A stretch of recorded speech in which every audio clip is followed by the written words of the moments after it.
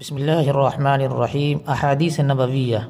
عن أبي هريرة رضي الله عنه عن النبي صلى الله عليه وسلم قال: المؤذن يغفر له مد صوته ويشهد له كل رطب ويابس، وشاهد الصلاة يكتب له 25 صلاة ويكفر عنه ما بينهما.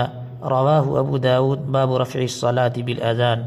ترجمہ: حضرت ابو ہریرہ رضی اللہ تعالیٰ عنہ سے روایت ہے کہ رسول اللہ صلی اللہ علیہ وسلم نے ارشاد فرمایا: مؤذن کے گناہ وہاں تک معاف کر دیے جاتے ہیں جہاں تک اس کی آواز پہنچتی ہے، یعنی اگر اتنی مسافت تک کی جگہ اس کے گناہوں سے بھر جائے تو بھی وہ سب گناہ معاف کر دیے جاتے ہیں۔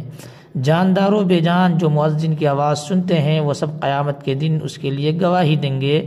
مؤذن کی آواز پر نماز میں آنے والے کے لیے 25 نمازوں کا ثواب لکھ دیا جاتا ہے، اور ایک نماز سے پچھلی نماز تک کے درمیانی اوقات کے گناہ معاف کر دیے جاتے ہیں۔ فائدہ: بعض علماء کے نزدیک 25 نمازوں کا ثواب مؤذن کے لیے ہے، اور اس کی ایک اذان سے پچھلی اذان تک کے درمیانی گناہوں کی معافی ہو جاتی ہے۔